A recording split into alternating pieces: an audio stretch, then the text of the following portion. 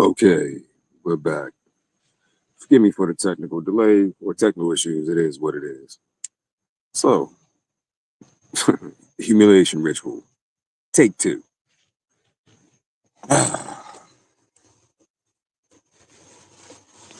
I fell victim to the humiliation ritual before. I'm familiar with some of the things that the B dub does.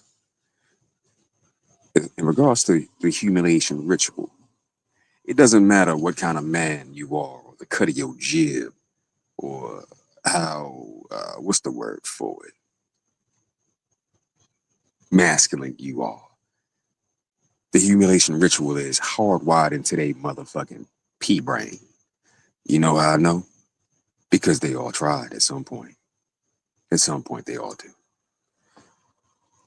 I'll tell you a story about my experience going through this asinine ritual.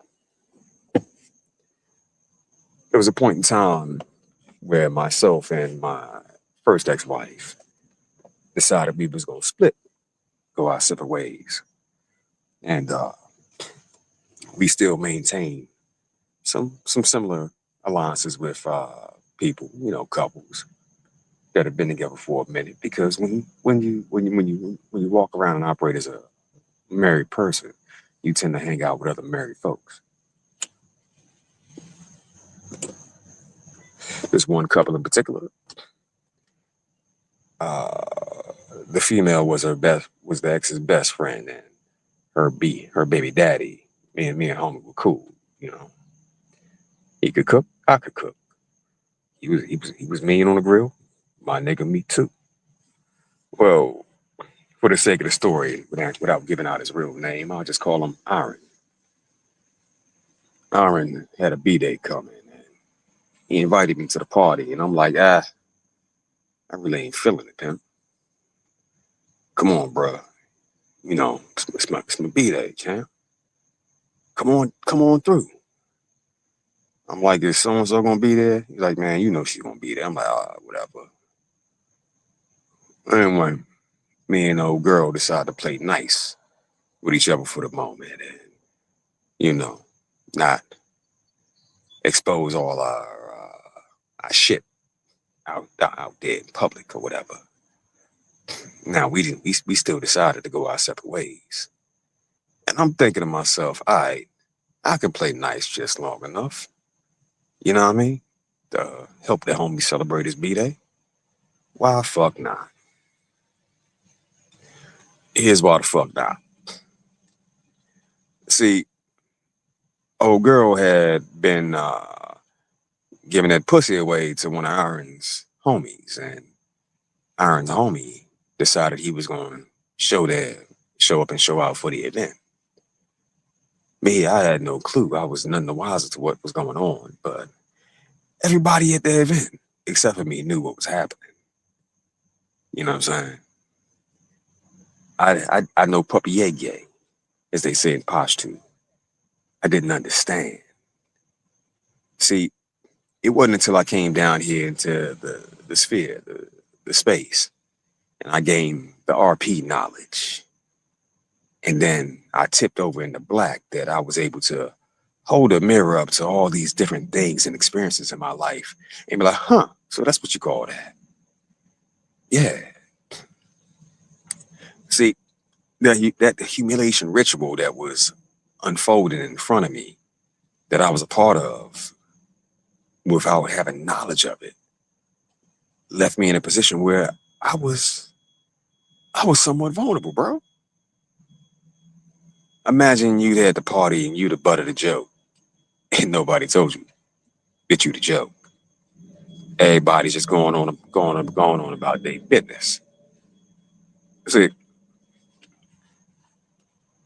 despite the fact I'm a trained, efficient, and dangerous man, the B Dub being the B Dub still felt like she could make make me the butt of this running joke and shit, knowing full well what I'm capable of. I'll elaborate. I'll elaborate. So, because it's the homie's birthday, and I'm out here doing my thing, I'm showing off. I'm showing my ass on this grill. I got me some motherfucking grade A ribeye steaks, and I marinated them hoes, and I smoked them bitches. Yeah, I don't know if you ever had smoked grilled steak before, but you cold smoke it, right? And after you cold smoke it, you get that good smoke ring across the top. You sear that son of a bitch in some butter or olive oil and garlic, right? I got me a whole case of these bitches, and I'm doing the most. It's the homie's birthday. Fuck it, why not? Why not? I'm doing good. I'm straight. I got the means and the finances to make all this happen. So why not just show my ass a little bit? You know what I mean? And show the homie a good birthday party. Hey, there you go, my nigga. You ain't never had this before until you met me. Remember that one time you came over the house? He said, "I need you." Like, this good as the motherfucker. I said, "Yeah, I know." My culinary skills impress other people that cook. You know what I mean?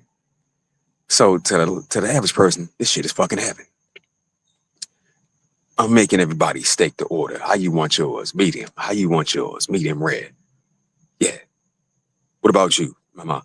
Well done. Got it. And I'm enjoying myself. I sat back. I done had me a few drinks. I'm feeling good. This is the closest to normality and normal that I've been in a long motherfucking time. Even though me and this bitch is going our separate ways around this motherfucker. I'm chilling. I'm good. Well, there was one problem, one major snafu. See, old girl had been going over their house for a good little minute, for maybe about 6 or 7 months, you know what I'm saying? Before everything got finalized. She was over that motherfucker constantly. I'm like, either you fucking that bitch or you fucking somebody over that motherfucker. Well, guess what? Ah, it might have been both, but I damn sure found out she was fucking somebody over that motherfucker. I'm like, oh, okay. Here's how I found out. In the midst of the party, I stepped outside to take me a cigarette break because I'm like, I'm about to fry this motherfucking catfish up real fast. And I got this hot ass pot of grease just sitting on the motherfucking stove, bubbling away. Now, before I commit myself to frying up all this catfish around this motherfucker that I bib batted and I'm gonna make it all golden and crispy and crunchy and shit, let me go have me a motherfucking cigarette because everybody's thoroughly impressed with the meal thus far. So, you know, let me step off, cut the heat down just a little bit on this grease before I come back and fry this catfish and wrap it in this motherfucking newspaper. Cause that's that old country ass shit. You gotta have that motherfucking newspaper. Get that ink on that motherfucker. Well, I step outside and what do I see? The ex, well, bunned up with this dude that's been at the party the whole time. Come to find out, this is one of Iron's homeboys.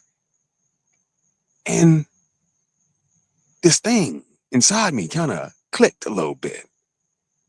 Not because I'm upset with the bitch for giving the pussy away, but because this nigga had the audacity to eat my motherfucking steaks, nigga. Nigga, you already getting the pussy? You eat my food too? Nigga, how dare you, bitch? How fucking dare you? Well, as I gaze upon this sight, right? My head kind of cocked to the side like a dog. They don't when they don't quite understand when you say something to them. I'm like, what the fuck? You gotta be shitting me. This Michelin tire man, body built ass dude is all bunned up on the bitch and hugging her from behind, right? And I'm like, hold up, you been here at the party the whole time. You got here a little bit after I got here. Okay. He turns around, he looks at me like, oh shit, I'm caught. I'm caught. I look at him. I look at her. She's like, oh, damn. I guess we caught. Now, see, I've been drinking. I admit it.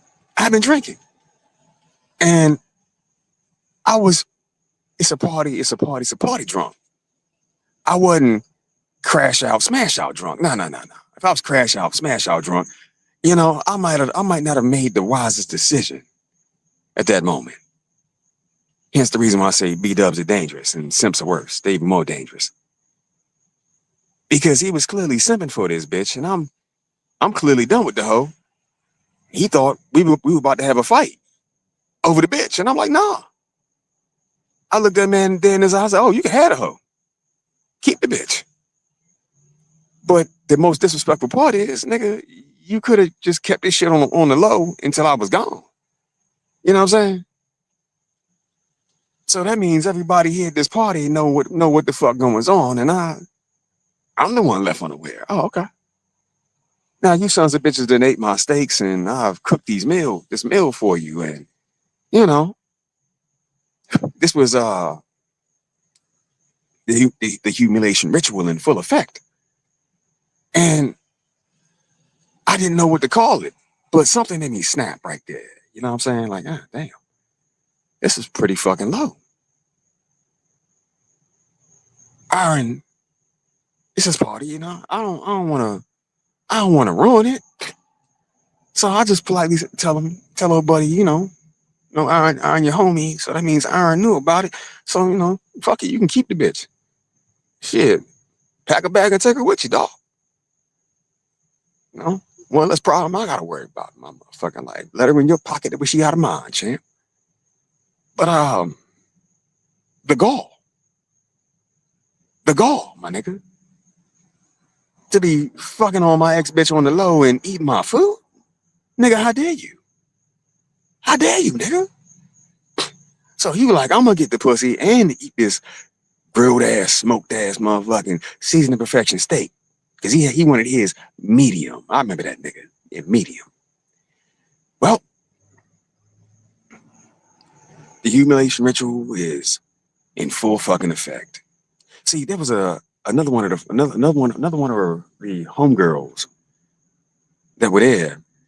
Her and her husband were swingers, and she kept eyeing the nigga. Now, I should have fucked the bitch. I didn't do it. I started to, but I didn't do it.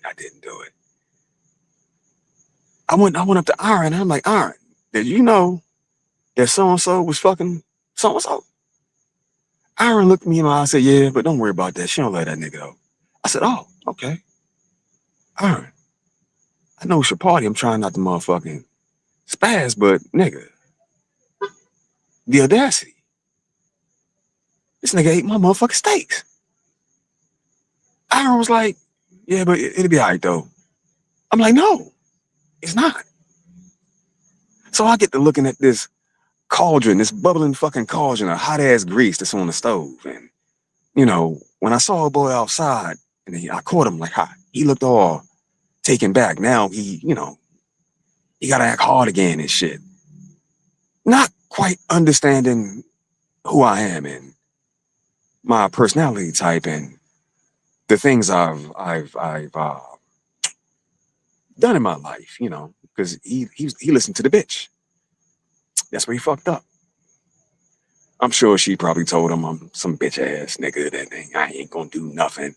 That. She pumped him back up, and he came in with his, acting hard and shit, with his fist all balled up like he's about to, raise Cain in that motherfucker. And any good self-defense instructor or martial artist or street fighter tell you, if you feel a altercation coming, just go and get the first hit. So I clearly announced to him, like, okay, bro, I don't give a fuck about that bitch. You can have her. But I'll tell you like this. If any more disrespect goes on, I'm gonna take this hot ass pot of grease and I'm gonna melt your fat ass into that couch. Yeah, I'm gonna just scald you to death. And if anybody jumps up, I'm no, can't say that. I'm gonna deal with you too. I carry a karambit. Nice 8-inch blade, curved, butterflies meet open real good. At that moment, in that whole humiliation ritual that was happening, it backfired. I had a room full of people, grown ass men and women, afraid to move because what was oh so funny became oh so threatening. It backfired. I said some very choice, colorful things on my way out the door.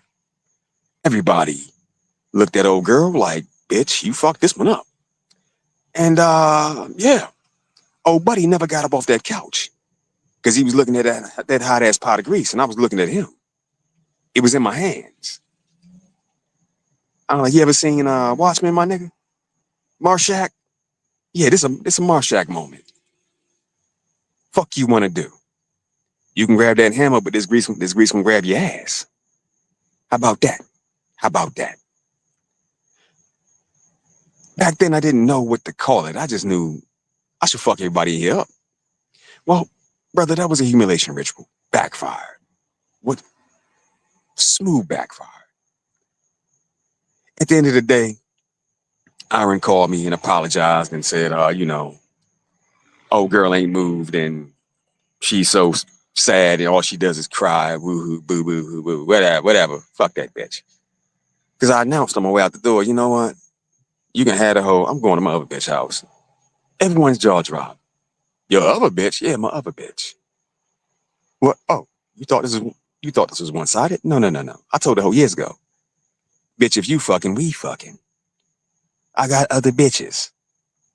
Losing one is of no consequence. Small thing. Boom. And out the door I left. Fuck this party. Fuck y'all.